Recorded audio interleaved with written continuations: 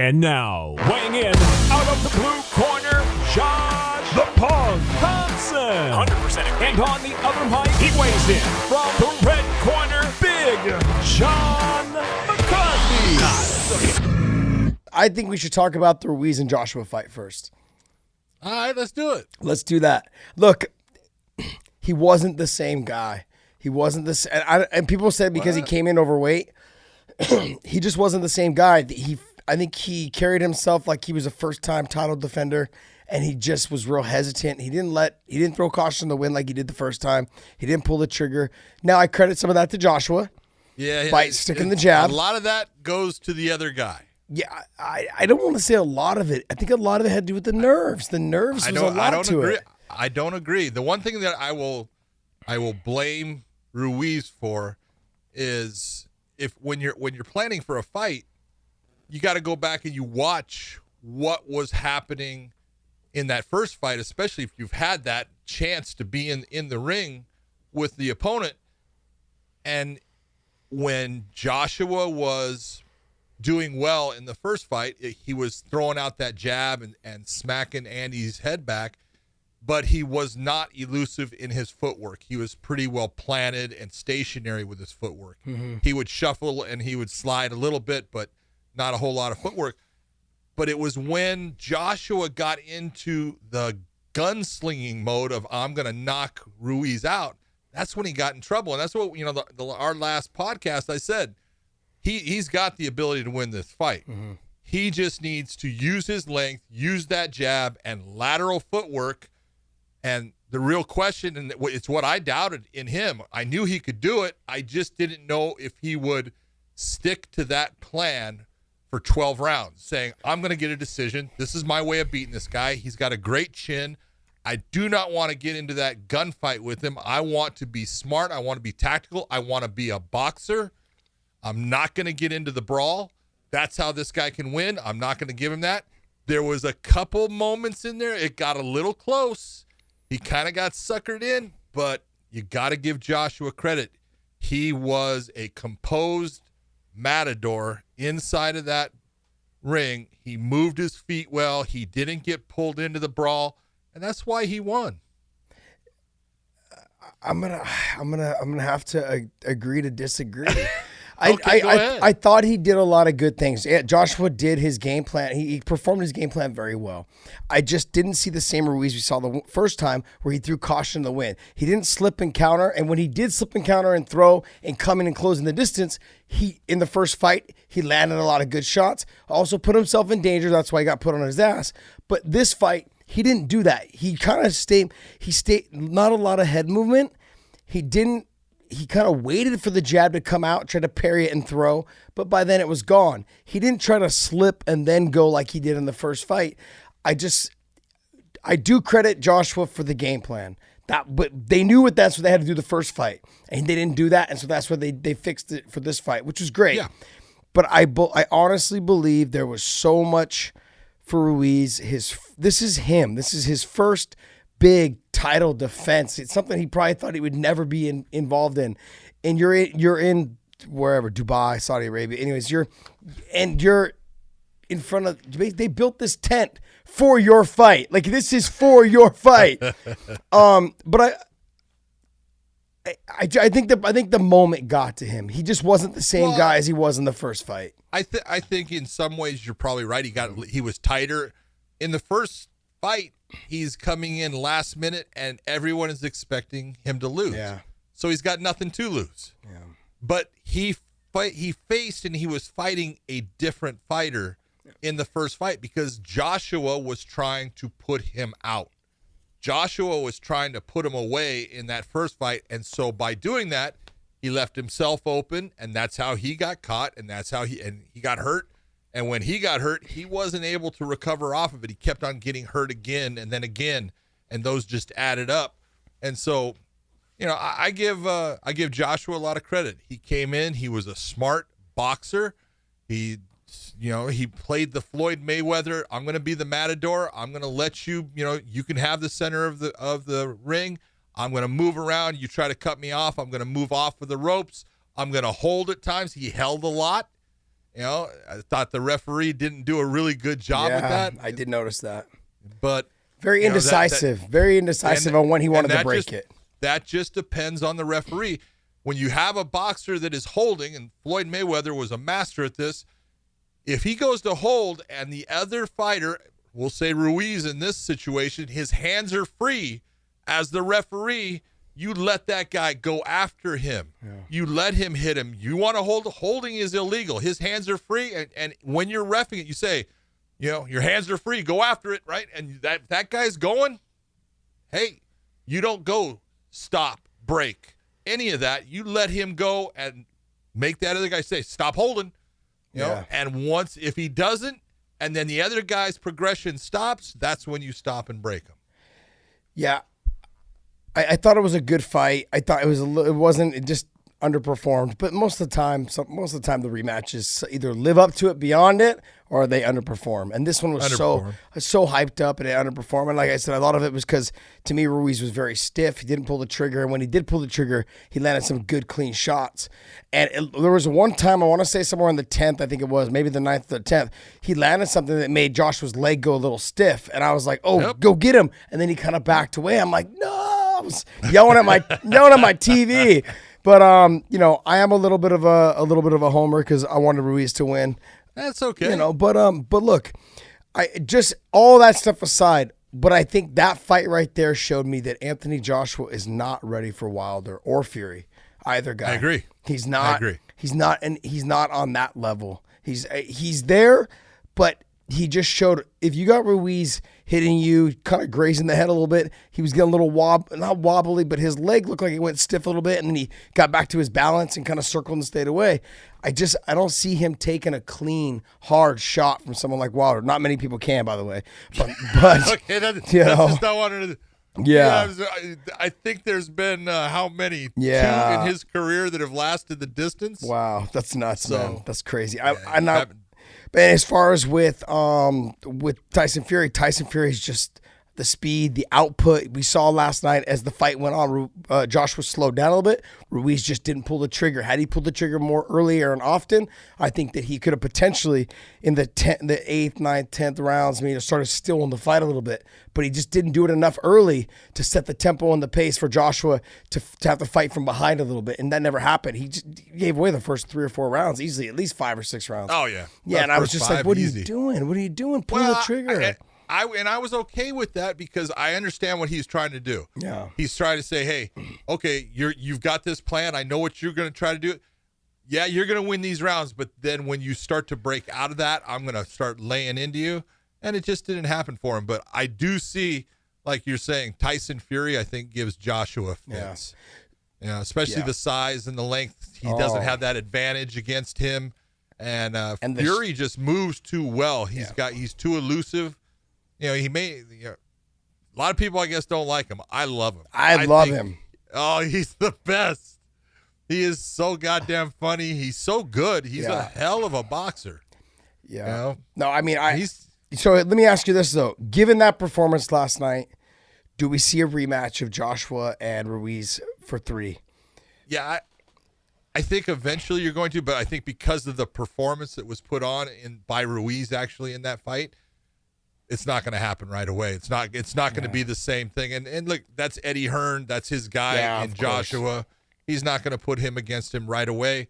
He's going to look for other things. But the problem is Eddie Hearn knows I don't want to put him against Fury, and I don't want to put him against Wilder. No.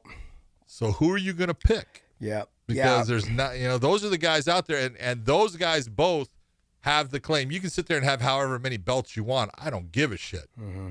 Okay.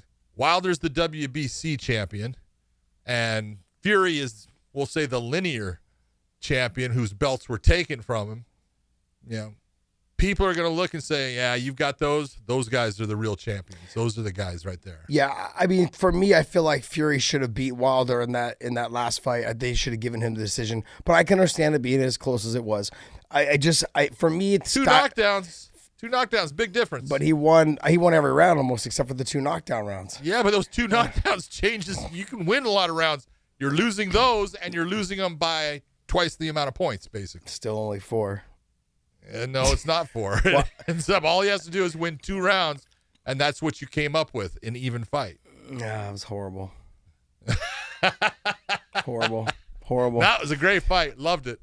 It was a great fight. I'm glad I think apparently we're gonna see it here again shortly. I mean, I don't know about shortly, but coming up soon. So I mean, like for me, stylistically, I've heard that the winner of Wilder and Fury will end up fighting Joshua pretty much next. But I just hope that it's Fury, not because I'm a Fury fan. I just think stylistically, Fury and Joshua make for a fun and more entertaining fight versus Wilder, who's just gonna plot, and knock Joshua the fuck out. It's gonna be What's wrong with that? I want to see a good fight, not someone just get starched by round 4 or 5. I love seeing guys get starched. What are you talking about, man? I think it'll be over quick. Josh will be over quick. I don't know if DAZN, I don't know if and Joshua and those guys they're not ready to take that fight. Fury, I could see them taking. I think they think and believe there's a chance, an opportunity for them to beat him. Wilder, like you said, he's only got to be good for 1 second of one round out of the 12 rounds, and that's it. That's it. He's proven that. He's proven that. Oh, dude, the first time against Ortiz. Mm-hmm. But he's.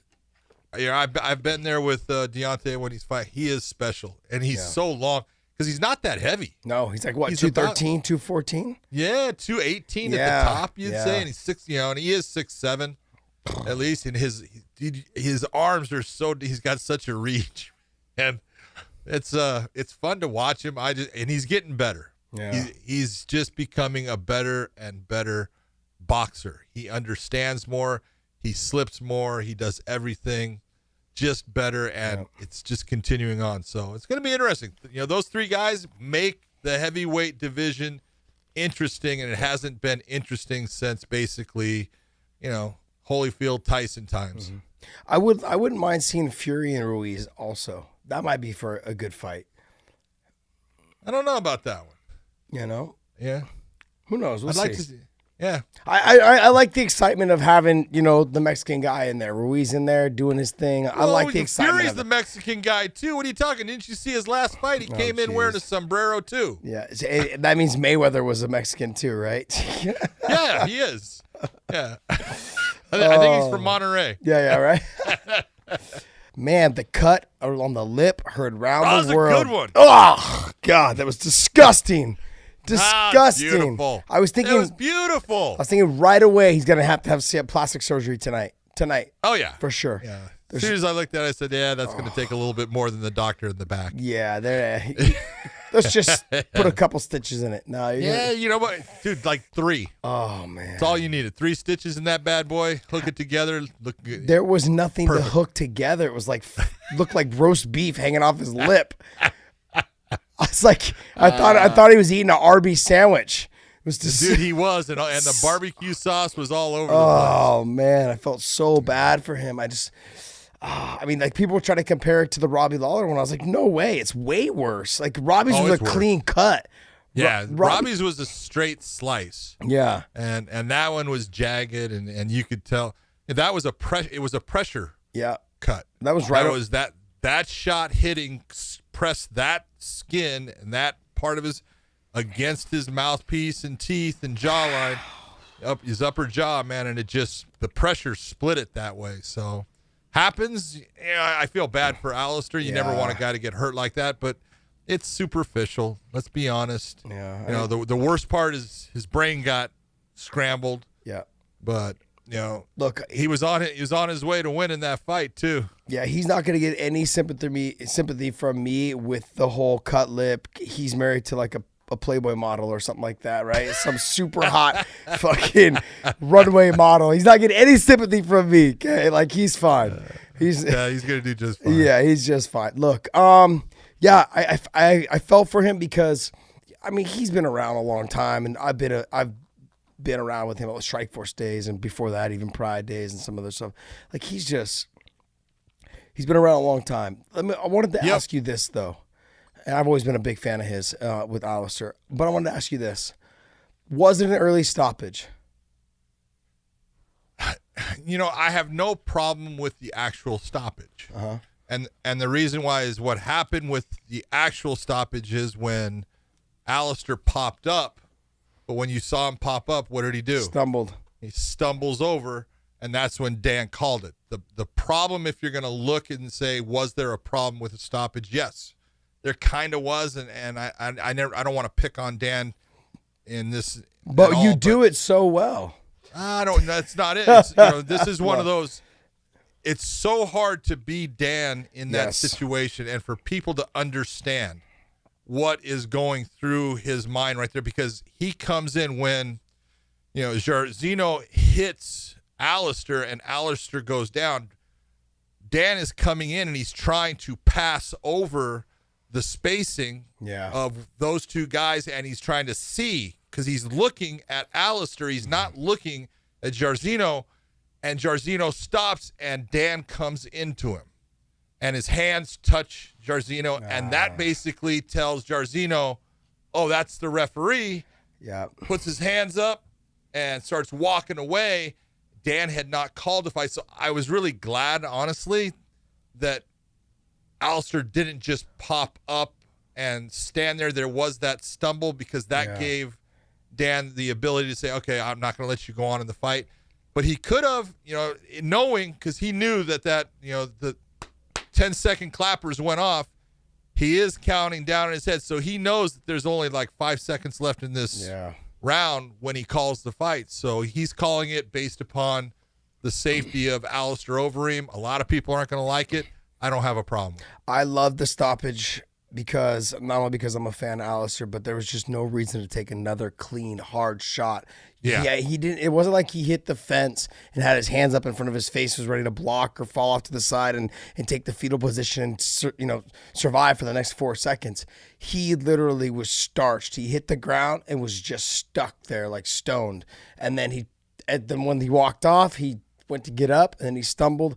All those things that you said, I just think to myself, I'm glad you didn't take another clean shot. And me too. And the actual overall, as a ref, as far as with Dan, like he looked at, if I was him, I would have looked at Alistair and seen his lip just busted, hanging there.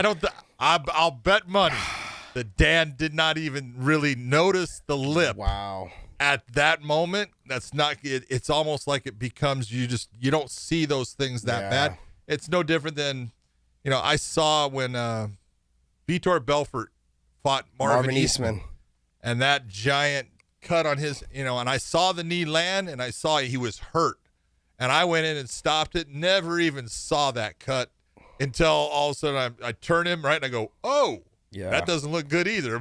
Nasty. That was nasty. Yeah. Had like a vagina on his forehead. It was that's so big. What was that? Joe Rogan goes, it was a goat's vagina. Yeah, it was... and I'm thinking, how would you know what one looks like, Joe? Joe. I mean, Joe has the primal fear kettlebells and stuff. I don't know. Maybe he's gonna come out with a goat one soon. But he'll come out with a goat one. Just keep on swinging it away. It's so fun. I mean, I felt the overall fight to me was very lackluster, very boring. It was, but the way that it finished, it definitely brought some excitement to the crowd. And I thought, but you got to look at, again, game planning. It was a very smart game plan for Alistair in going against, the guy he was facing, a guy that's very explosive with his hands, explosive with kicks, strong. Take him into the area where he's weak, and that's what Alistair was trying to do or being successful in doing in the first part of that fight. Yeah, I was really surprised that we didn't see, because Alistair for the longest time has one of the most, I think, underrated arm and guillotines, and he just didn't. Oh, he's got a great guillotine. I didn't see any of that last night from him, any of those times where he was in the top position, and I was expecting him to try to get that front headlock, maybe even fall off to the side, maybe hit the guillotine from there. I didn't see any of the submission attempts that I thought I would see. No. He was just hitting, and as the fight went on, you could tell who's someone who never really tries to wrestle. Tried to wrestle for 5 rounds. Had it been a 3-round fight, he would have walked away with it. But the fact that he had to try to wrestle for 5 rounds, and Josh Koscheck used to say this all the time, you can't teach a grown man how to wrestle. But I thought he was doing a good job. But as you get into the fight, in the 4th and 5th round, it's hard to keep that pace of not only just staying on your feet, kicking, punching, kneeing, all those things, but then trying to do something you don't normally do or you haven't done for the longest time. And so Yeah. I think it affected how he was. If you saw in that, I saw towards the end of the fourth, going into the fifth, he looked exhausted. He looked exhausted. I agree. I do not agree with Josh. Yes, you can teach a grown man how to wrestle. Yeah, GSP's walking proof. Exactly. Yeah. There you go. But what you can't teach them is how to relax in those positions and how to let things flow. That comes just with time and doing something over and over in the practice room.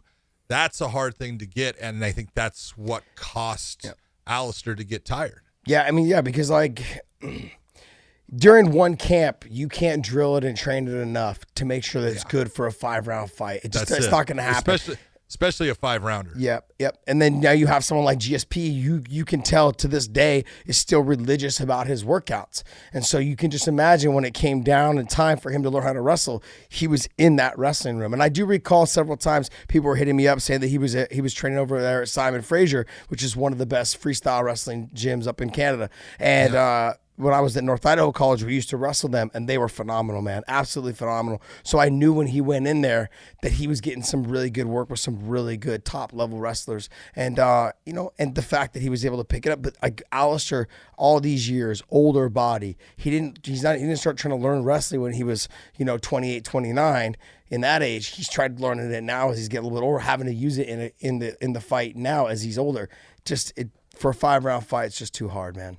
Way too hard. And Alistair's got a lot of mileage on him. He's got a lot of fights. I can, when you go back and you look at Alistair when he was a light heavyweight. Yep. And then he became Overeem. All right. And I mean, I'm telling you. Horse meat. All about the horse meat. Man, when I was doing his fights when he was Overeem, he was scary. Scary strong. You watched him toss heavyweights. He would just spin them around. He would just do things, and he would walk through everything, and they would hit him, and he would hit them, and you would see this look on their face like, holy shit, I can't have that happen again.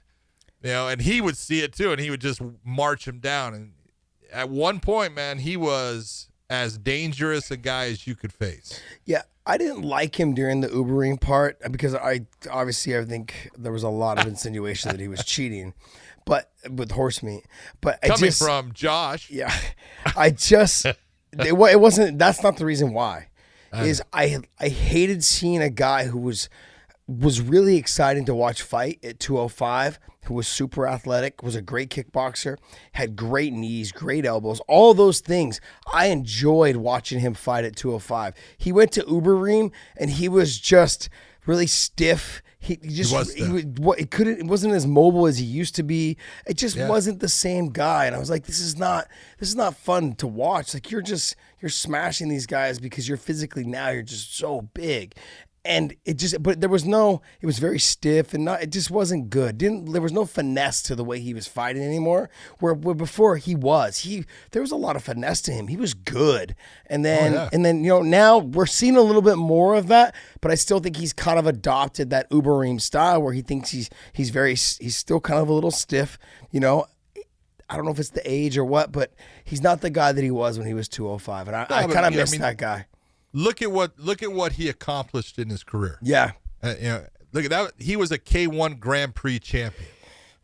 All right. You remember his knockout against Badr Hari? No, I didn't. I missed that fight. I was so mad. Yeah, I missed it.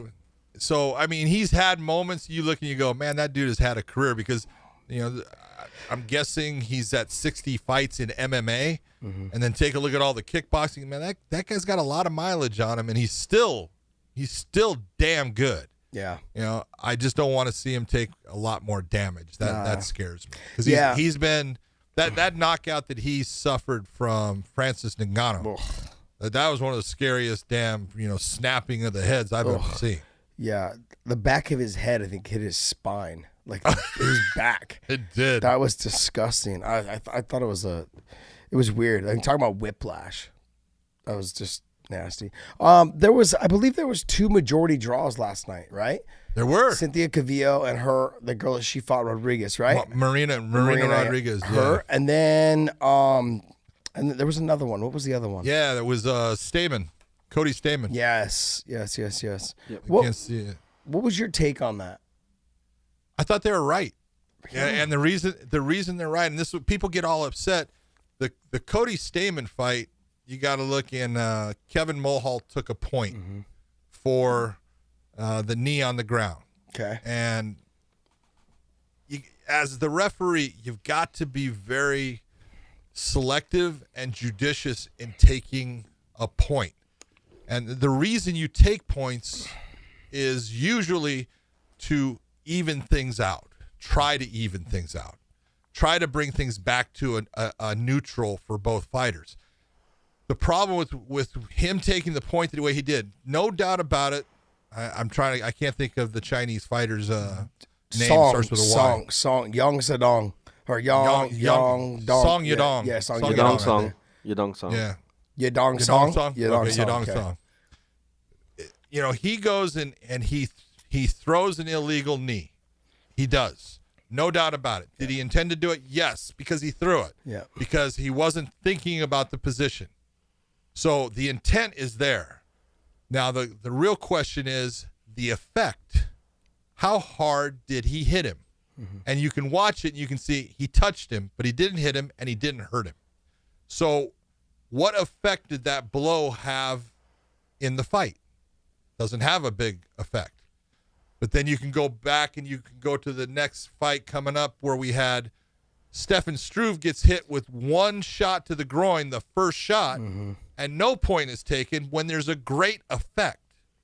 So in the taking of the point in the Stamen fight, you're looking and I'm going, probably shouldn't have taken that point. Ooh. And if he didn't take it, you wouldn't have had the majority, because what happened is the judges went with Song in that first round. Yep. They went with Song in the second round, and they went with Stamen in the third.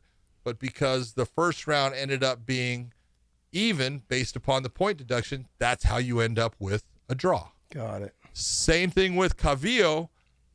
You got Marina Rodriguez is winning that first round and that second round. But the difference is in the third round, Cynthia just puts it on her, and the judges gave a 10-8 round to Cavillo. You can look, she put her in a lot of positions. She pounded the shit out of her. It's a 10-8 round. That becomes a draw. It's understandable. I have no problem with either one. Interesting that you say that. The Stamen fight and Song fight, like, to me, I just didn't know how to judge the first round, because you're right. I had Song winning the first round, but I didn't. Okay. I believe we're on a 10 point must system, right? Yeah. So Song gets 10 points. Okay. Stamen gets 9. Okay. I take 1 point away for that point deduction, so now it's 9-9. Got it. Okay. So I was just still under the impression that someone had to still get 10, even with the deduction. With the deduction, He did get 10, and then you deduct. Okay. So the deduction is after the 10-9 round was ruled. Okay. Yeah. Okay, makes sense. Okay, see, fighters, we don't know this shit. I just go out and fight. And that's all you got to do. I don't try to worry about the scores. Let that shit figure itself out. And as far as the Cynthia Cavillo, I can see how the third round could have been a 10-8. I mean, she whooped that ass in the third round. Yeah, she was. She did get it. She finally got it She together. went after it. I give her credit. I like the way she was, there was all kinds of things she could have done, but she decided, I'm going to sit there and go after a heavy ground and pound. She hit her with a lot of big shots. She did. She had her in trouble. I'll give it to, Marina was tough throughout it. I thought Marina definitely won the first and the second. Got it. And then she got herself out of that. That's a tough girl. I was actually glad to see that fight end up the way it did, because that's the way it really deserved to be. Yes, Marina won the majority of the fight, but in the time that Cavillo had in that third round, she was putting an ass whooping on her. Do you take any weight in the fact that, no pun intended, that Cynthia Cavillo didn't make weight? Well, as a judge, that has nothing to do with what you I do. understand what you're saying, but from being the outside looking in as a spectator or someone like us sitting in this situation now talking about it, What do you think? Like, did that have some effect as the third Absolutely. round? As the third round went Absolutely. on, I had a deal now with someone who was 5 pounds, 5.5 pounds overweight for 2 rounds, and I dominated. But then guess what? That 5 pounds played a different, and I got more tired in the third because of that. This is why we talked, when we were talking about that weight cut and the fact that she didn't have to go through that 5 pounds of torture, stress, and torture. And then, she's not going to come back as good, after losing that and just everything. Yeah. It is the difference. And that's, we talk about how many times have you seen a fighter not make weight and then win the fight? Yeah. The majority of the time, the fighter that doesn't make weight wins the fight because it's just, there's an advantage there. Yeah. Interesting. You did talk about Struve and Rothwell for a little bit, but I want to touch back on that. We were texting each other through this fight last night, and all three of us, and I was just like, I was hoping Struve on the second time would have just said, "Look, it's done. I'm done. I've been kicked in the nuts now twice, very hard, and I'm done." And just would have walked away and just, look, let's just fight another time. This fight's not anywhere near being equal anymore. Okay, I've taken 2 nasty ball shots, and you could tell the first one was pain. It took the full 5 minutes. Oh, my God. He took 4 minutes of the second one, and then I just felt that he let the crowd talk him into continuing the crowd was fighting. Awesome during it. They were, though. They were. Every time he would stand up, they go, oh! Every time he'd bend over, Yep. And if I was him, I would have flipped the crowd off and said, "I'm not fighting anymore." No way, man. Take my money and run. Like, it just in that scenario, you're not getting the same fighter anymore. Like, oh no, you could tell it was affecting his up into his stomach. Did it alter him? 100%. 100%. He wasn't the same fighter after the first one. He wasn't the same fighter. Then when he got the second one, it just you could tell he just was out of it. Done. And it's not only physically, it's mentally. Mm-hmm. Mentally, you start to lose it. Yep. And you think all these thoughts start to go through your mind. I'm getting, he's cheating. I'm getting hit with illegal stuff. It's starting to bother you, and your mind just starts to go off. And the real question for that, this is back on Dan. And again, I love Dan, so I hate saying anything bad, but he cannot do what he did. Can't do it. I understand why he wants to. What did he do? Explain to me what he did, because I actually wasn't during that time. I just walked away from the TV while they were doing the nut talk conversation. What he did on the second incident, he was Stephan was finally done rolling on the ground and kind of was leaning up against the cage. Done rolling on the ground. I can understand why he was, and Dan is looking at him, and Stephan is saying, "Well, what do we do here?" And Dan basically is telling him, "Look, it wasn't intentional, but I'm going to take a point." And he's telling him, "I'm going to take a point, but we're in the second round, so if you can't go on, then it's going to be a no contest. And you've got to get past the second round for me to go to the scorecards and for there to be a technical decision here. But I'm telling you, I think you're up." Oh, you can't say that. You can't do that. You can't say that. I think you've won those those rounds. And it's like, Dan, you can't do that. No. Stop. And I understand what he's doing. He's trying. Dan is a good guy. Yeah. He really is. He's got a great heart. And when he thinks someone has been cheated, he wants to help him. Yeah. And in this situation, he can't do that. No. You have got to remain neutral. You've got to tell Stephan, hey, take your time. I will give you all the time you need up to the 5 minutes to get yourself back. You don't talk about, I'm going to take points. You don't talk about, I think you're winning, because it really doesn't matter what you think. No, it doesn't. Because the judges could have gone the opposite way, and then if he ends up making it through the fight and it's a decision, all of a sudden the decision goes to Rothwell, Struve's going to look at you like, what the hell, dude? Yeah. You just can't do those things. You've got to sit there, and there's things you can do. You can talk to the fighters. You can say, hey, man, I saw it. Take your time. tell me when you're good, all of that, but you don't talk about if you're going to take a point. You don't talk about what the outcome of the fight is going to be, whether they go on or if they stop in this moment. That has no consideration. The only consideration we have is the fighter healthy enough to continue on in the fight? That's it. So that was a mistake. You know, it's a mistake from the heart because he wants to, you know, kind of give him something because he feels like he's been wronged. He just can't do it. Yeah, you and I have talked about this overseas, about how the ref's job, the judge's job is to remain very impartial. Like you cannot take a side, choose a side. You can't even insinuate that you are on someone's side. You can't even show some sort of friendship or whatever it is, like throughout the fight. Like, this is it. You're sure I know you, but we are not. We are not boys. We are not boys. Nope. You're not. If you're a girl fighter, you're not my girlfriend, like a friend. You know what I mean? You're not that. So it just has to do. It's very neutral. I'm just here to make sure that both fighters are taken care of safety wise. It's a hard position to be in. People have, they think, oh, it's so cool. It's like, no, sometimes it freaking sucks. Yeah.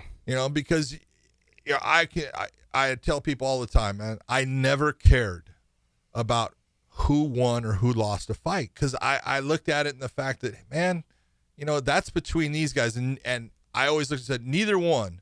There was guys I knew before, they were fighting in the UFC, and it's like neither one needs me to help them. My job is to be fair, and if something happens, to deal with it in the appropriate fashion. It's like I did, your fights. Always liked you. Didn't care if you won or lost. That was up to you. You're such a liar. You cared. You cared. You cared. No. Yeah. It's one of those things. I understand what you're saying. Also, too, that's the way you got to look at it. Yeah, you can't have your emotions involved into one side or the other. You've really just got to call the fight down the middle, and that's fair. But, like, honestly, we know as fighters what we signed up for. We signed up that I'm going to get in the cage and be prepared as I possibly can, and this person's going to come in and be as prepared as they possibly can. And the best man that night is going to walk out, and that's the way the fight should be, And I think fighters, once you decide to sign that contract, we've talked about, your obligations are to make weight, make sure that you're in shape, and you come in there and put on an entertaining fight. Go out there and get a win. Like, that's your job. It's really not that complicated. That's the one thing about fighting that's not really that complicated. If you win, winning solves everything. If you don't, it's true, right? Like, you're bitching and whining about, you don't get a title shot. Well, keep winning. You'll get there. Keep winning. You'll get one. Keep winning. You'll get there. Yeah, you don't need to argue and whine and cry. Well, I deserve one over that guy. Who cares? Win your next fight, and guess what? We may get there. That's it. Winning solves everything. One of the things that I want to go back on when it comes to the Struve and Rothwell, that first groin shot, I would have taken a point. And again, do I believe that Ben Rothwell intentionally hit him to the groin?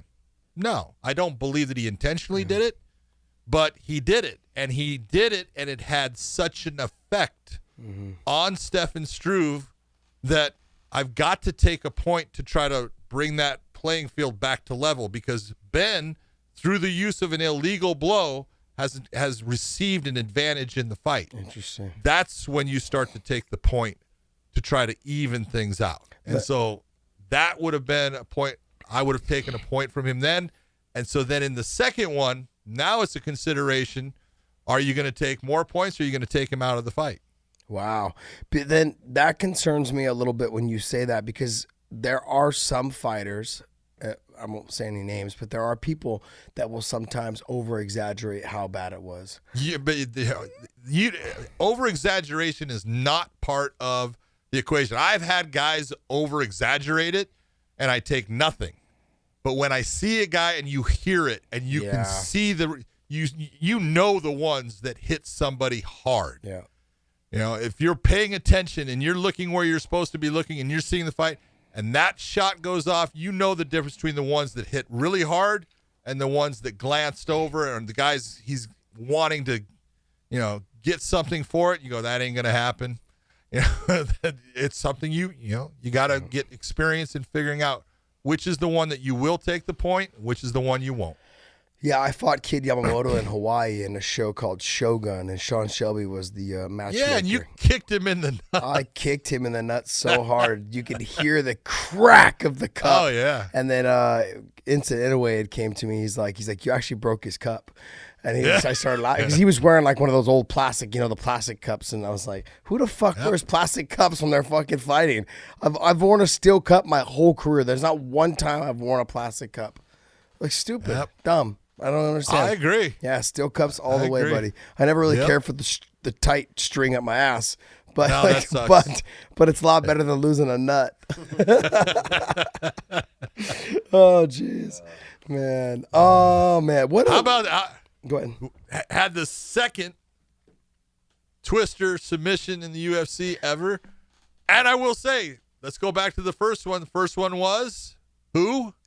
No, Korean Zombie against That's right. Leonard Garcia. And who was the referee? You. Dan Miragliotta. Oh, Dan Miragliotta has had both. Wow. Of the twister submissions in the UFC. Lucky guy. So Bryce Mitchell pulled that off. That was a hell of a submission. I was doing I think I was like, I don't know, I think I was barbecuing or doing something while the fight was kind of playing in the background. I didn't really start paying attention until we got later into the card. So excuse me, guys. Sorry, I wasn't doing my job. But no, I did see the highlights of it. I did see that part, and I was like, wow, that's pretty impressive.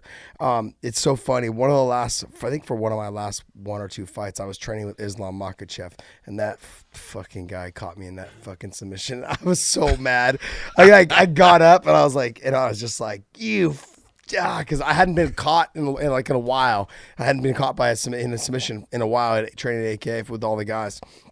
And he leg laced me and locked me in. I couldn't get away, and he just slowly put the arm over my head and over his head and just sucked it in. I was like, you piece of shit. You don't give him that arm, baby, man. That arm's staying. I didn't have a choice. He's just so physically strong. He's just like, whoop. I was like, ah.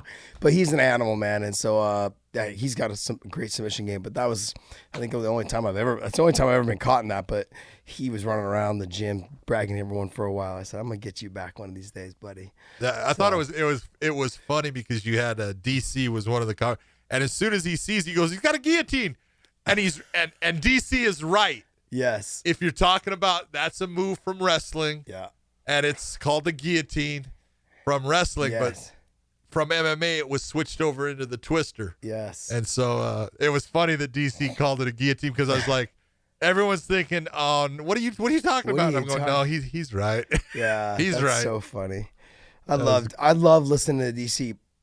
Look, the fact that you brought up DC right now, I'm gonna kind of go back a little bit I'm gonna go back a little bit, or not go back, but I just want to talk real quick about Andy Ruiz and Anthony Joshua again, just to talk about the commentary. The commentary was horrendous. It was so one-sided. I was having a hard time watching the fight. I almost turned the volume off so I could enjoy the fight without having to hear Joshua this, Joshua that, Joshua this. I think I heard them say Ruiz's name maybe 10 times throughout the fight of anything positive that ever came out of their mouth. It was upsetting for me to listen to that. It was bad. Why do you think it was? But you got to be honest about why. Yeah, I understand why. They didn't. The Josh was their guy. They want to build. They've got him to. It's DAZN. Who do they have the contract with? Yes, with Josh, they want it to be him. I get it. Yeah. But let's still call the fight. Like I feel like commentators should be like refs. You should be impartial. Like, sure, you have guys that you want to pump, but let's still try to call the fight like as if it was, man, this guy's doing a really good job. I'm very impressed with this guy. Or call it both ways. Call it both ways. And I was having a hard time a lot. And I understood in the first 4 to 5 rounds because Joshua was running away with it. I got it. I understood that. But I didn't hear any answers of why they thought or how Ruiz should have started doing something. What does he need to do to change this up? They didn't do any of that. It just Joshua, I'm so impressed with the way he's sticking a jab. He's following his game plan. He talked about it. He didn't do it last time. I was getting to the point where, like, look, you guys have said this already 5 or 6 times. Let's move on to maybe how and Ruiz you're pissing me off. Yeah. I mean, obviously my guy was losing, so I was a little upset. But I wasn't mad about that per se as much as I was mad at the fact that, like, it should be impartial. Like when you're listening, it should be impartial. And last night or yesterday afternoon, I was just like, it's hard to watch this. And I feel like if you're going to have a great promotion or you're going to have a huge fight like that, you got to make sure the guys are splitting the line. I mean, I don't care if it's 70-30, but it was like 95-5. It was bad. I mean, like the conversation pieces were just bad. Anyways, that's my rant, you guys. I'm going on a rant and just, that's your commentator rant. Yeah, it's my commentator rant. Yeah. But I mean, that's the one thing I love about DC. DC has his favorites, but DC to me, I feel like is very impartial. He does say the good things about what the other person's doing very well. And I got to tell you, John Anik's really grown on me. When I first had listened to John Anik, I was like, yeah, I don't know. But he has truly grown on me. I've enjoyed listening to him as of lately as well. I mean, probably for like the last, year or so. But that whole crew now, I feel like is kind of coming to their own. They got, Dom, you got DC, you've got, who they have last night with them? Paul Felder. I'm still on the fence about him. He's got good points, got some bad, but like, I don't know if it's his voice, a little over the top sometimes, but you could tell he's very knowledgeable and a very good guy. Obviously, a very good guy, super nice guy. But anyways, that's my rant, guys. I thought it was very touching because they had the whole thing because of Stuart Scott. Yes, and when they had DC trying to talk about Percy, his dad, and you can see he's trying to hold it back, man. And I'm like, it's all right, man. Don't worry about it. You're doing great, And he's talking about, a guy that came into his life and, made things good for him and taught him how to be a man. And I just loved everything he said. And I thought it was very nice that both of those guys on that night, no one wants to lose anyone to cancer.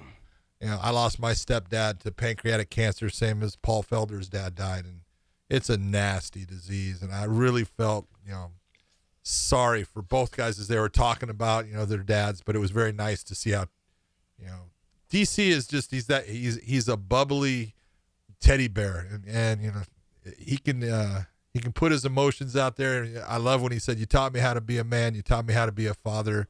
You taught me how to be a husband. Thank you." And I just good job there, Daniel. It's hard to be put on the spot like that in front of millions, and you don't want to say too much because those are your personal feelings about someone you cared about, and you don't want to.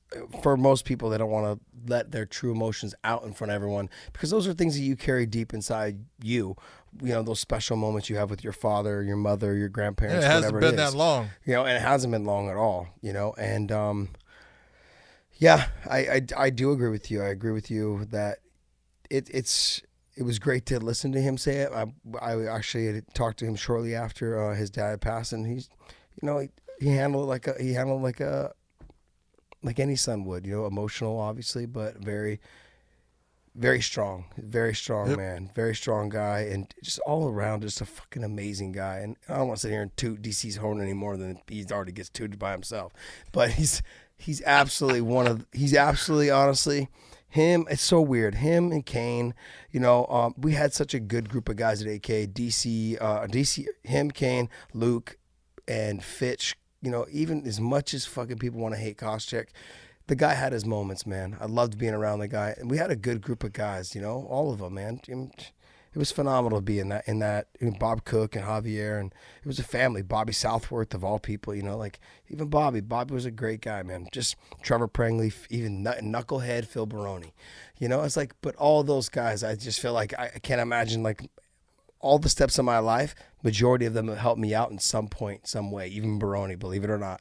Okay, even that guy, at some point, he's the one that came up with my diet plan, for how I started getting, how I got leaner, how I kept my weight in check, how my weight cuts became easier. He gave me like this bodybuilder workout diet plan, but I just made some changes throughout camps to make myself leaner. I mean, these guys are just, they really truly are just normal human beings, just with, got families and parents, and it was great to hear him say the things he did about his dad last night. Yeah. So, all right, I want to tell you, and Dave, thank you very much for allowing me to watch the super fight between Tito and Alberto El Patron, Rodriguez, Del Rio, every name. Thank you very much. Yep. I appreciate that one, man. This is This is what we call Dave and I like to call this bootleg links. Yep, we're going to start our own website called Bootleg Links. And look, the fight wasn't worth $30, so you got to find ways around that. Yeah, you got to find ways around that. And let me ask you this: did you notice anything before the fight started? Did you notice anything? I noticed how big Jack Del Rio was, or however. Jack Del Rio was a football player. Yeah, I know. He was the Raiders coach. Yeah, you know what I mean. Del Rio. I don't even know what his real name is. Alberto. Anyways, Alberto. He was fucking huge. He was huge. Pounds. But he seemed physically a lot bigger than Tito. Oh, he's about 6'4". Yeah, and then secondly, he almost threw Tito with that lateral drop to start off the fight. No, he did. It was a pretty good lateral drop. Nice. He just didn't follow through on it, and he allowed Tito to fucking pop up. I think he was surprised that he got that close to it. He was like, he didn't know how to react. Like, oh shit, this might have happened if I had not stopped. I mean, what was I supposed to see before the fight? Man, if you watched Alberto, watch his hands. He's sitting there and he's moving. Oh, I did see his that. hand, and you go, oh my God, you're scared. You are so nervous right now, and his heart rate had to be probably at 150 beats per minute in that moment. The adrenaline was just flowing. I go, oh, you're so screwed. I can't imagine how fucking nervous he must have been when he faced Mirko Cro Cop. When Mirko Cro Cop was fucking lighting people on fire. Well, actually, Mirko at that time had only had like 5 MMA fights when he fought Dos Carlos Jr. Yeah, with the mask. But I went back and looked. At Del Rio's record, and he's got the they had him at 9-5. Okay, if you go back and look, he fought a bunch of pro wrestlers. All of his fights are bullshit, man. Wow. I'm telling you, I'm looking at him going, that's a bullshit fight. That's a bullshit fight. Wow. And I'm like, okay. So, and a lot of them are Mexico regional. It doesn't even say the show. You go, oh man, no wonder you were scared. You hadn't even had those fights, man. He was fighting in people's What did I get myself into? Yep. In little smokers. Oh, this is Mexican regional. Oh man, poor guy. Look, the one thing though, when you're fighting Tito, you're not gonna get knocked out on the feet as long as he wrestled a little bit, and you may get ground and pounded out. Yep. Tito's ground and pound isn't like it used to be. Oh, no. And I mean the submission game was there for him. It was what it was. The fight that we thought it was going to be. It was exactly what I thought. It was everything. It was everything we thought. Is he going to do it again? Is Tito going to fight again? It's funny because I saw that thing with the whole TMZ, and I'm thinking after I watched the fight with John Jones, where he said he could beat John Jones. Yeah, well, that fight would be exactly in reverse if Tito fought John Jones. Tito, he's now 44 years old, 45. Yeah, so I think he's 44. Yeah, somewhere, and it's he's slowed down a lot. He's still strong. Mm-hmm. And he didn't let go of the choke again. He pulled another one of the chails. He held on when Jason told him to let go. He kept squeezing. It's like, stop. If you want to be that guy and you want to hurt someone, then don't go after the submission. Yeah. But once you go after the choke and he taps, let go, damn it. Yeah. You're acting, you're being a douchebag. Don't do that. That's so strange to me, man. And he's not. Tito is not a mean guy. He's not a bad guy. He's a good guy. Yeah. And he lets sometimes that emotion. I understood that Chael got under his skin. Yeah. And Tito always looked at himself as the guy who kind of brought in trash talking into MMA. Really bad trash talking, but yeah. Wait, okay, I agree with you there. Yeah. And then, when he was going to face Chael, a guy who, all right, maybe he didn't bring it in, but trust me, he took it from you and he ran with it at a distance that you couldn't keep up. And then when you had to face him in a fight and you have to go through that trash talk, he got to you. Mm-hmm. And I don't blame, I don't blame you for being mad at him. So that one I can see. This one, I'm like, Tito, you knew going in that this guy had zero chance of beating you. Yeah. Stop. Yeah. Just be a sportsman. Yeah, I don't understand that stuff. Like, to me, I couldn't wait to let go of the submission because I was just like, thank God it was over. Like, as the ref was stepping in, I was letting go because I was like so happy this shit is done. I'm getting paid. Done. I don't have to do anymore, man. I'm getting my check. I'm taking a week off. And that's. Yeah. I thought it was really good to hear Campbell McLaren, who's there. Campbell is always talking about he's the co-founder of the UFC, which is not true, but whatever someone wants to say. But I love the fact that he said, great fight. I'm like, I guess you were watching something I didn't watch, but all right, man. I mean, really, honestly, what's next for him? What's next for Tito? If he fights again, what do you think? Who? What? Why? That's about it. Yeah. Who could you see, him fighting? It has to be someone older. Or, with not a lot of experience as far as like Rodriguez there. I just don't see there's anybody out there who it's like you got to have people care. I just don't see that there.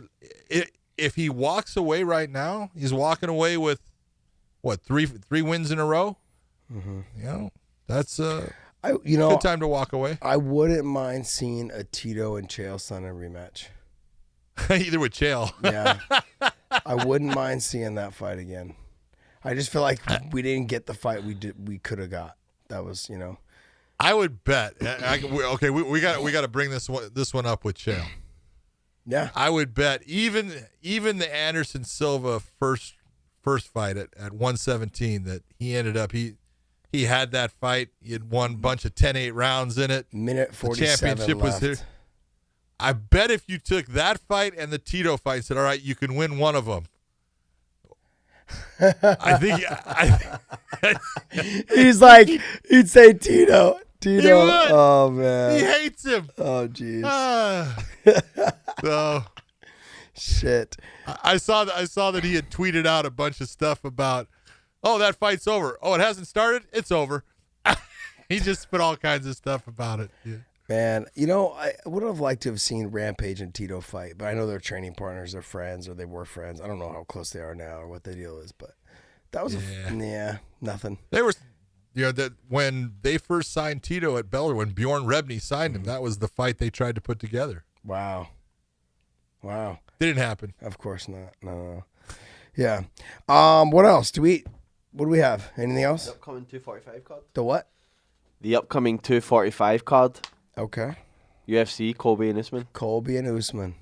You want me to translate that for you? I can do that. Yeah, I have It's the upcoming UFC 245, December 14th, Max Holloway against Volkanovski. That should be a good fight. That's going to be a good fight. That's a cool name. That should be a good fight. That card's stacked. Yeah. Oh, that card has got some great fights on it. All right, so let's talk about Usman versus Colby. Who do you got? Colby. Why? You're going with Colby. I'm going with Colby. Tell me why. Because Dave. It's the MAGA hat. No, Dave's from Scotland, and he said that everyone from Scotland is a MAGA person. So I was like, you know what, Dave, I'm going to support your country before Trump buys it, takes it over like Greenland, puts a fucking Trump Plaza there with all the golf things. Yeah, no, I'm simply honestly I think the pace that Colby's going to try to set will either backfire on him and he'll lose. But from what I understand, everyone that I've talked to have just said that Colby is the pace, even at American Top Team, people that don't like him, they're like his pace is just, it's unreal. They're like, I don't understand how. He doesn't or why. get tired. He's like, I don't get it. I don't understand why. And we've seen in the past, Usman does tend to slow down. Because he's carrying a lot of muscle, man. He's carrying a lot of muscle. He's a big kid. I didn't realize how big he was until I saw him, I think, at Mohegan Sun for a fight. He was there with Henry Hoofton. A couple of the guys there were hitting pads, doing work, and I was like, dude, you're huge. You're big. Oh, he's big. He's a big guy. I think he'll out-wrestle Colby for the first two rounds. Question. The first 2 rounds, I think he'll out-wrestle Colby. But I think as we get into the third, the fourth, and the fifth, Colby's going to turn it on. And I mean, when I turn it on, is he just going to stay busy in the first 2 rounds to keep standing up or keep trying to get the takedown? Or he's going to keep making him work. And I think it's going to pay off. I think in the long run, it's going to pay off. I kind of look at it the same way as you. I think that Usman is going to out-wrestle Colby in the beginning. I think Colby is not going to get any takedowns on him. He's going to get stuffed. He's going to get kind of smashed down a little bit, and Usman's going to be on top. And he's just got to do exactly what you're saying. He's got and don't settle for positions. No. Make Usman work. Yep. Make him work to try to hold on to you. Make him work for the positions. Make him work in keeping you down. Everything that you do is about pushing that level and that heart rate up. You do that, and you keep from him landing the big shot, which he doesn't really have that big shot. Nope. That is the one shot thing to get rid of someone. He doesn't have the submission game to get rid of him, I don't think. So it's a matter of which guy's going to outlast the other. And that cardio that Colby brings, man, it's hard to deal with if you're not used to it. And that is a definite tactic. It is a skill set. It is something to have in your back pocket. And when you are the guy that can push the pace, a la Tony Ferguson, a la Colby Covington, that's a definite tool to be used in a fight like this against Usman. Yeah, I want to take people back, like way, way back, okay? And just want you guys to actually, if you guys have any interest in the old UFCs, go back and look at the Frank Shamrock Tito Ortiz fight. And that's very similar, I think, how Colby needs to fight the fight. I think obviously Colby's going to have a better chance of stopping takedowns. Frank knew, I'm not going to stop his takedowns, but I'm going to make him work while I'm on my back, from I'm going to attack submissions, I'm going to elbow punch. I'm going to do every little thing. He was cupping his ear and slapping his ears, and he kept trying to get up, and you saw it had an effect in the 4th and the 5th round in that fight against Tito. He just kind of wilted. Guys are obviously training smarter and better than Tito was back then. But Frank was that guy that took it to the next level and how important conditioning and cardio was. And he learned a lot, I think, from the Jeremy Horn fight when he realized, shit, I didn't train for this fight. This kid, he can't beat me. You know what I mean? Like those things. But he learned a lot from that fight, and he took it into the Tito fight. Look, the bottom line is that if Colby fights a smart fight, doesn't take too much damage in the first 2 rounds, in the 3rd, 4th, and 5th, I think if he continues to set that pace and just – he has that break him down. Yeah, break him down, and and start threatening the takedowns. I think once Usman loses the takedown, it's going to be a snowball effect. Because Usman's got 100% takedown defense ratio in the UFC or in his fights. Yeah. So he's just if once he loses one, it'll just be a trickle down, just like, oh shit, I'm starting to fall down. He's setting a pace I can't keep up with. It's a mental fuck. Right in the middle of the fight, it's a mental fuck. So once he loses one takedown, and from what I understand, Colby talks to you while he fights you, and he's telling you, and I've from experience, when I fought KJ Nunes, it was the most distracting thing I've ever had to deal with. Someone who wasn't he was trying to knock my head off, but it almost felt like we were friends and he was trying to knock my head off. It was a really weird feeling when someone's talking to you and trying to hurt you. And it's like, but they're being nice about it. Those guys are not going to be nice about it. The other thing, the last thing I'm going to say, Usman, in their interview after he won his last fight, in an interview, not him, Colby won the fight against Lawler. They brought him up to do the interview and Usman was at the table. Usman does not have it in him to control himself. The temper. The temper. I know. He's letting this get into him, and that's him. That's going to work against him. Yeah, I agree. When I look at the difference in the two guys, I worry about Usman in the fact that he is not going to be able to control the temper. He's going to allow himself to be mad. That's going to burn energy. That's going to make him do things that are going to be a mistake somewhere in the fight. Yeah. And psychology is a big part of fighting. That's why, look, Conor McGregor does what he does for reasons. Mm-hmm. And he'll put one of the things I really enjoyed about Conor when he would do his trash talk is he always threw out things that were truthful. He would talk about little elements of that fighter's skill set and say something about it, but it was always, yep, you see it. Mm-hmm. And that's a tool because you're getting under their skin. You're making them mad. You're making them want to hurt you. And a lot of people will get this idea that why would you want them to be mad at you and want to hurt you? It's like, you're in a fight anyways. Yeah. It doesn't matter. If they're mad, they usually don't fight as well. Yep. A thinking fighter is a dangerous fighter. A mad fighter, that's not a problem. Dave seems like he wants to say something. Oh no, I wasn't gonna say it, but I wasn't gonna say anything. But I find it interesting that how similar their records are. That they both lost by submission, and they both have 15 wins. But Colby has won most by KO, and Usman's won most. By submission. Usman's won most by knockout, and they both had 8 decision wins. So it's interesting how similar the records are. Like, I think it makes the fight that much more exciting. Like, just. Yeah, but when you're looking at that Usman's record and you're seeing knockouts, most of those are TKOs. Yeah. And that is ground and pound that he's just been hitting someone, and the referee comes in and finally says, you're not defending yourself in an intelligent fashion, and they stop the fight. He doesn't knock people out with shots that, they're done, they can't continue. But neither does Colby. No, Colby doesn't have that kind of power. He doesn't. He just doesn't. Colby, it's similar to what you're talking about. When Frank fought Tito at UFC 22, I have a distinct memory of that fight, in that at the end of every round, with 30 seconds left, Frank would be, on his back, and Maurice Smith would yell out, "Frank, 30 seconds." And Frank would just explode, trying to stand up, trying to create movement, making Tito have to work hard to hold him down, have to work hard to try to stop what he's doing. And he would just bump and elevate Tito's heart rate another 10, 15 beats in that last 30 seconds. So when now the round ends and he goes back to his corner, his heart rate isn't going to drop as far because it's elevated.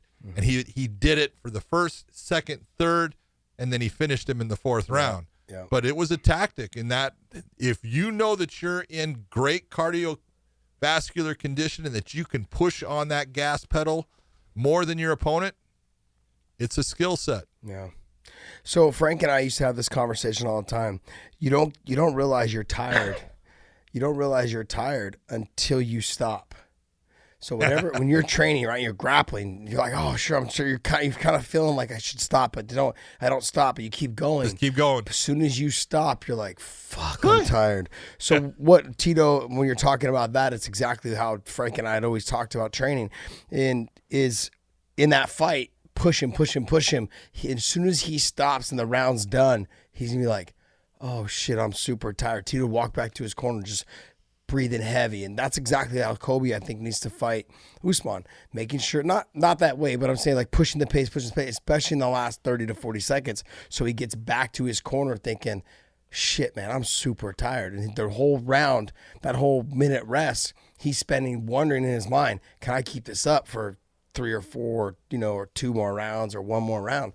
That's a lot. It's a lot of pressure on someone's mind, especially if he loses a takedown. And I truly believe this. Wrestlers they can become mental midgets right away when there's something they do so well. No one takes them down. And gets turned against them. It's like, shit, Koscheck used to tell us before he fought GSP, that fucking guy ain't taking me down. That guy, no way. You can't teach a grown man how to wrestle. There's no fucking way he's taking me down. He took Koscheck down at will. It was like, I was like, what the fuck? I still have a picture of Koscheck against St. Pierre, their first fight. And I refereed that one, and Koscheck has got a double leg where his arms are sweeping up, and St. Pierre is about 5 feet off of the ground, horizontal, with one leg up in the air, one leg kind of pointed down, and his body is horizontal to the canvas. And you go, there's no way in the world he didn't hit the canvas, and he never hit the canvas. Wow. And you look and you go, God damn. Because Josh has got him, and he's running him, turning the corner on it, set up, and GSP never even touched the ground on that one. You go, oh, man. He could wrestle. The most impressive takedown defense I had ever seen was him against Matt Hughes in their second fight. I believe it was in Sacramento.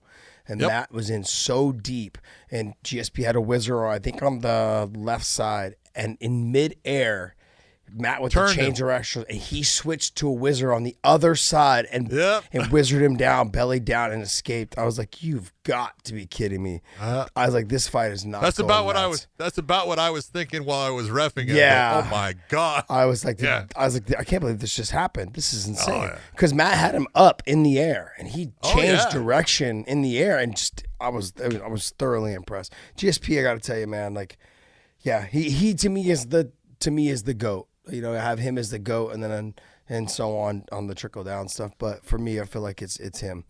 You know, we'll see how Khabib ends his career. But what else? Possibly Well, let's talk. So, what's your favorite fight on that card? on the one coming up. The Colby Covington and Usman card. I got to say that although I think Colby and Usman is a good fight, and it's got some good tension behind it. I really want to see that Holloway Volkanovski fight. Okay. That is a freaking barn burner. I want to see Amanda Nunes. That's the fight I want to see. And Jermaine Durandamy. That one I'm very interested in because I was there for their first fight, and Jermaine is a completely different fighter now. Jermaine, I just don't know if people understand exactly who Jermaine is and what she's done, because she's called the Iron Lady for a reason, and she can fight. Yeah. She was always great in the stand up, never had a ground game. That's how Amanda beat her the first time, took her down right away. But she is not an easy person to take down at this point of her career. She's got good wrestling defense. She's learned how to defend. She knows how to use the cage. She knows how to get up. So that's a great fight. But I still think that Holloway-Volkanovski fight, I just look at it and it gives me almost like an indication of Pitbull against Holloway. Okay. That's one of the reasons I really like it. And I think Volkanovski is just, there's something about him, the way he can accept damage, how strong he is, the power that he brings, because he's heavy-handed in both. Hey, this is going to be a hard fight for Holloway. This is going to be one he's going to really show who he is and how smart he is in utilizing his footwork to get him in and out on situations, because I don't think that he can stand with Volkanovski throwing punch for punch. He's going to lose that fight. He can definitely win the fight in the stand-up by fighting a smart fight, by being the tactical guy, but that's going to be a great fight. Yeah, I'm more looking towards the Jermaine fight. Trained with her for a couple of years, about 4 years. She was at AKA. She's a sweetheart. Yeah, absolute sweetheart. Cornered her a bunch of times against some girls. And so is Amanda. You know, Amanda's just a great girl. She is. I'm more like I'm a homer with Jermaine, but look, I have to be honest, man. I'm being honest to you guys. You guys should know this. You guys should know this. Like, I feel she's always had all the tools. If you guys haven't seen the video, there's a video of her on YouTube. She's actually fighting a guy, and she knocks him out, and that's just a fucking amazing fight. I'm just like, wow, this is insane. And I've trained with her. She actually literally fucking spinning back kicked me right in the face as I went to shoot in on her. Almost like stopped me dead in my tracks. I was like, she came in on my 5th round. I was getting ready for Gil, I think the 2nd fight or 3rd fight or something like that. She fucking spinning back kicked me in the face. I was so mad at her. I was like, fucking, you gotta be kidding me. I had already trained like 1 round with Fitch, 1 round with Koss, 1 round. I was just so mad. I'm like, you fucking. I picked her up and slammed her and just held her down on the ground for the whole rest of the round. I was so mad. I wanted to just kill her. But anyways, I think her strengths are if she can get her in, it ends up being forced into the clinch. She's got great knees, great elbows. Yep. She got great clinch. She really frames well. Yeah, she does frame well. She just does it, though, sometimes with her back to the fence. I would prefer she switches it, puts Amanda's back to the fence. But that's going to be hard because Amanda's strong as hell. You know? Yeah. So I would like to see her utilize her push kick a little bit more to keep Amanda honest without lunging in with the big shots. People will tend to pick and choose their shots more if you're throwing that heavy, that little tip kick or Machida type toe kick to the belly every time you try to lunge in and that toe kick comes in. I'd like to see Jermaine use that. As far as Amanda, realistically, if she swarms her with big shots, try to get the easy takedown, I think she has a good chance of winning. You know, if she swarms her with big shots, make Germaine try to fight going backwards and then scoop the legs, get the takedown, dominate the top position. I do agree with you. Her wrestling has gotten better. I don't know if her grappling has gotten better. There's a difference, you know, there's no doubt if they end up on the ground and Amanda's on top, Germaine's in trouble. Yeah. She doesn't have the ground game to stay, especially with Amanda being in the top position. Yeah. Germaine can do ground and pound against Amanda. If she's got Amanda's back to the ground, she'll be all right. She's okay with her submission defense that way, but if she's got Amanda on top of her, that is the one place she cannot be in this fight. What is your take? You think Amanda is high off the Cyborg fight and just like, hey, I can stand with anyone, I can do this, that could get her in trouble? Well, everything is dependent upon who you're fighting. And I thought in her last fight against Holly, who is a great stand-up fighter. Holly Holmes she's dynamite. She's very elusive because she moves so much. She's hard, you know, to catch. And Amanda caught her with that kick and ended up, you know, ending the fight there. But I was very impressed with the fact that coming off of that win against Cyborg, Amanda seemed to me that she was relaxed and allowing the fight to just happen. She wasn't forcing it.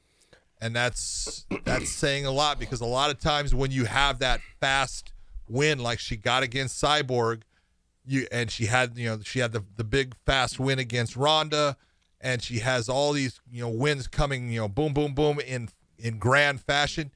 You almost say, I got to make that happen again. And I didn't see it. It happened fairly fast, but I didn't see her pushing that fight, didn't see her overextending in it.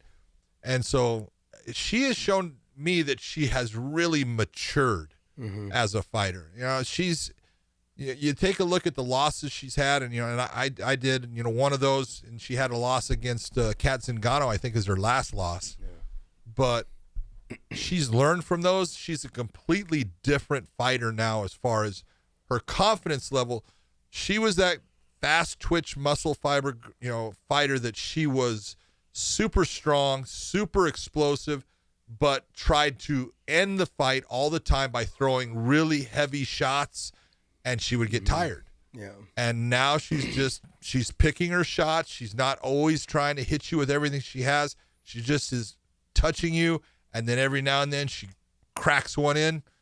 She's a different fighter, you know, now than she was a couple of years ago as far as just the maturity she shows as the champ, you know, as the double champ. She's fantastic, and I don't think that the stand-up is in her favor in this fight. No matter what, I think Germaine is technically still a better stand-up fighter than Amanda. Yeah. I think Amanda is technically a better MMA fighter than Germaine. So it just depends on what fight Amanda brings. Is if she brings this stand-up game, she's giving Germaine a very good chance of beating her. If she brings her MMA game, I think it's her fight. You brought up the Holly Holm fight, and I went back and actually just saw clips of that just recently, and you could tell from one of the very first exchanges that Holly was afraid to get hit by her, because she had got hit, and you could tell there was like Holly's leg like went a little stiff, and she backed away like, holy shit, you hit a lot harder than I've been hitting with in a long time. And it was very telling, and you could just see, I think Amanda just settled in like, I can beat this girl on the feet, you know. And so but I don't think she can get away with that with Germaine. Like it, I don't either. You know, don't get me wrong, Germaine doesn't like to be hit, but Germaine will stand in the pocket and just fucking throw down with you, you know, if you're gonna do that. Now, I have to agree with you 100% on the whole ordeal with the if she makes it an MMA fight, it changes the dynamic of how this fight will go. She doesn't have to force the takedown. She doesn't have to but she needs to do is at least threaten it a little bit. Commit to it. Make it look like you're trying to sell it or get to it. And if it's not there, it's not there. Come back. Just let her know it's going to be there. Yeah, it's there. Whenever you think you're going to throw dogs with me, you're going to get in the center of the cage and we're going to throw it out. Guess what? I'm going to try to maybe threaten that takedown. So that's going to make Jermaine one step slower on letting her hands go, which will open up her hands as well as her takedown. So I think if she does use MMA, she has a good chance of beating Jermaine. I think Jermaine needs to, like I said, utilize that push kick, keep her at the long range, whatever, this little side kick, maybe even the John Jones side kick to the thigh, those kind of things. That'll take a lot of the steam and the power off the punches. And I've said this forever, is pushing people, guys, girls, whatever, whoever you're competing against, if they've got big power, press them to the fence, grind them out, get heavy on them, make them pummel and use their arms more. So when you guys do break, it takes a little bit of steam and speed and explosion off of those punches so you can see them coming a little bit more. Just my thoughts. Or even if in this stand-up, Jermaine is good with her kicks. Hey, every time, hit that right arm. Yes. Hit it.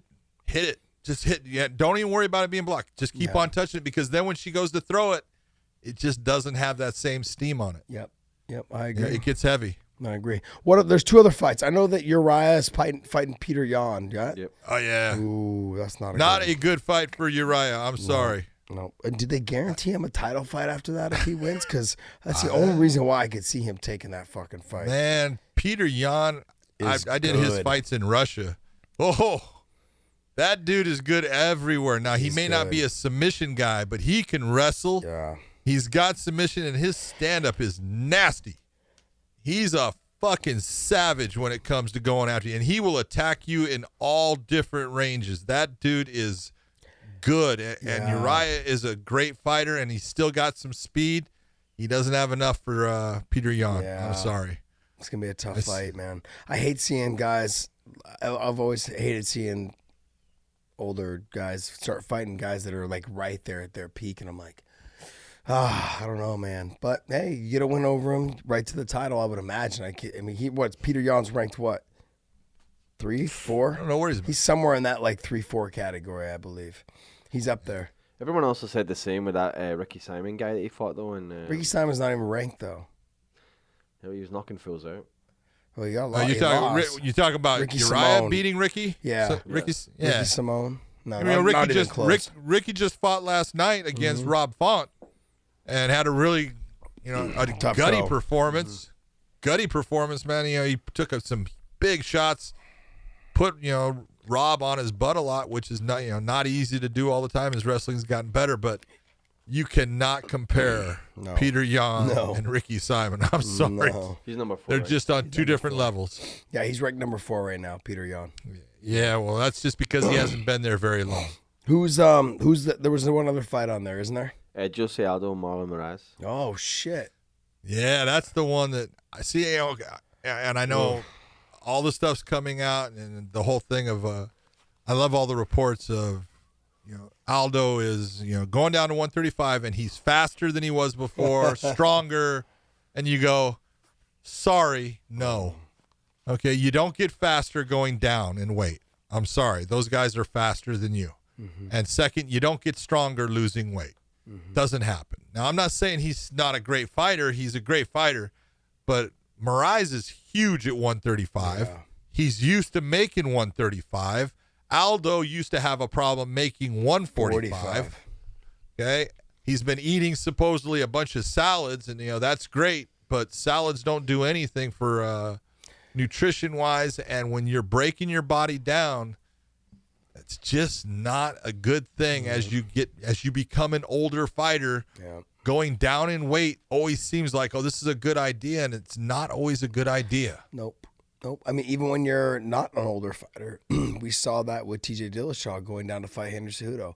It's just too much. It's too much of a weight cut. It takes an effect on you, man. And you think I'm good. You're not.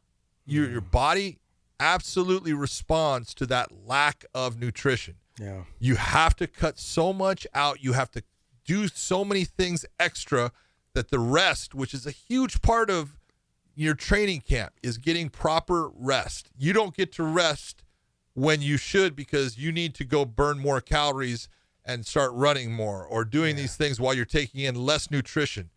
It's just the entire process is bad. And as you become an older fighter, it just is extra bad.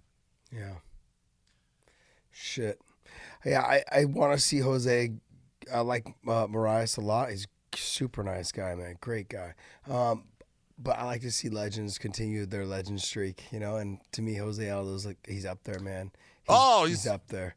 I love the fact when people say, and again, no disrespect, I love Max Holloway. Mm-hmm. I think he's phenomenal. But I want you to go back. How long was Jose Aldo the champion, either from the WEC or into the UFC? And people say, Max is the greatest, featherweight of all time. Man, are you forgetting what this guy did for how long? Yeah. We were having that same conversation off air about when Dana comes out and says Amanda Nunes is the GOAT. I'm like, no. Are you kidding me? It's not even fucking close right now. Cyborg was undefeated for 12 years or some astronomical amount of years. I think Jose Aldo was undefeated for like 10 years. 10 years. And lost in like 10 years. There's just no way, man. You cannot compare. Sure, they were able to beat this guy or this girl because times change. Father Time catches up with you. Father Time's undefeated. Yeah. Yep. It's I just look at that and it's like, don't forget who Jose Aldo was. And that's part of my problem. I want to see him do well. Yeah. I just worry about him going down to that 135 because he hasn't done that cut yet. Mm-hmm. And it's going to be nasty. Mm. It is not going to be a fun time for him. Yeah. Yeah, that's going to suck, man. I hate to see it, but I think Marlon Moraes potentially gets him out of there in the first, second round. First, early second. Yeah, I don't see him having the conditioning. I don't think he has the fluid in his brain to take a clean shot from him. We saw it with not at 135. I think it's going to be bad. Yeah, we saw it with TJ Dillashaw. As soon as he got touched, grazed, everything, just done. It's like you're taking too much fluid out of your body. You're like you had said before, your brain is in fluid, and you start getting that fluid out of your body, and you're getting it. It's just not there, man. It's not there. You get touched a little bit and grazed, it's over. Lights out. That's Damn. it. What other fight? Everything else? That's it. I think, right? That's the main card. That's the main card. Was there? What? I don't know who's on the undercard. Anybody on the undercard that we should talk about? Mike Perry and Jeff Neal are the prelim main event. Mike Perry and who? Jeff Neal. No, I don't know who that is. He's Jeff Neal. Neal. Jeff Neal. He's 12 Jeff and Neal, 1. Pretty good. He's good. Is he? Yeah, really good.